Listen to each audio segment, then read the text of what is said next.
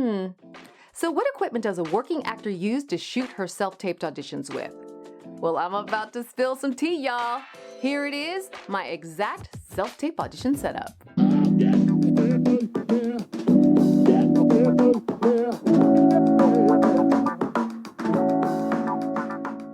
What's up? It's Wendy Davis here, founder of Acting Pros, helping you book more TV and film jobs by sharing audition secrets, hacks, and tips.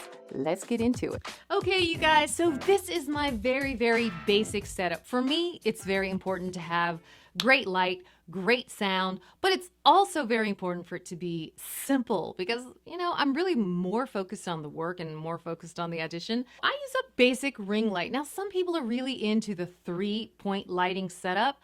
That's all fine and good and everything, but I'm not trying to take all that time to do that. I'm looking for something that I can just set up and turn on.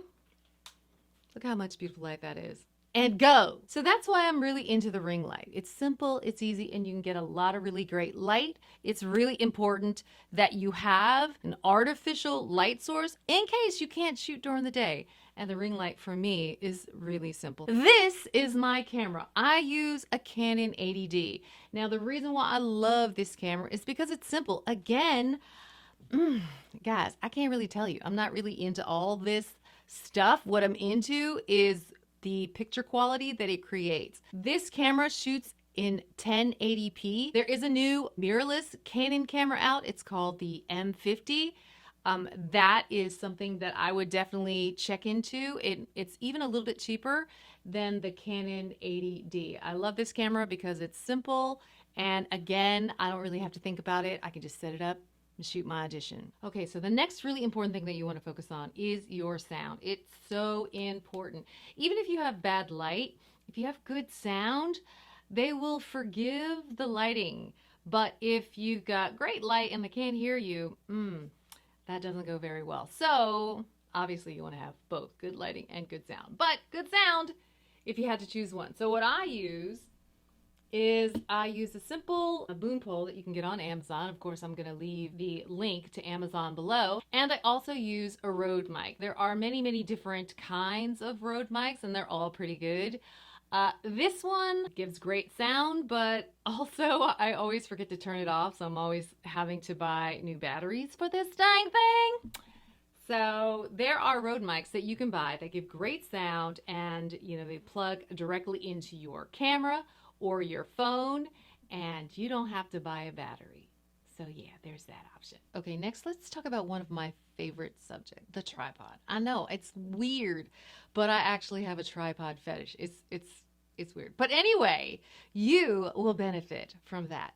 All right, so my all-time favorite tripod is the Manfrotto 290 Ultra.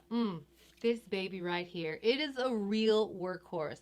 I love this tripod because not only is it really sturdy, but it has this really easy fluid head, which is something that you need with your tripod. I mean, it's so important. I can't tell you how many cheap tripods I purchased, and then when I went to pan, you could really see the pan because the video head was just not very good. So this just makes it so easy. I love the Manfrotto. The other thing that I really like about the Manfrotto is it has this type of clips, whatever. I like this better than the ones that roll just because it's a lot easier. Now those tripods are really great when you're working on uneven ground, but when you're shooting an audition, you're inside, you're shooting on level ground, so you don't need all of that. Now it is a little on the big side. So if you're shooting most of your auditions at home, this would be a good option. Hey, so if you find this information helpful, hit that like button to let me know that I should make more of these. Now that you know what I'm shooting with, we're going to talk about backdrops. Now it's really important if you don't have a backdrop to shoot on a plain wall. This wall has a slight pattern to it, but it doesn't pick up in the camera, so this is a wall that you can still use. What I don't like about this wall is you can see shadows. When you're shooting at night and you're using a ring light or any type of lighting setup, there's going to be shadows on the wall. And that's why I prefer to use backdrops. Let's take a look at a couple different variations for your auditions.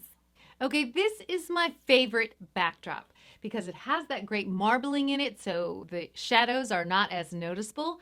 And also it has a really cool dark tone to it, which I like a lot. I like to wear a lot of jewel tones, and it really just makes my outfits pop. And look, no shadows.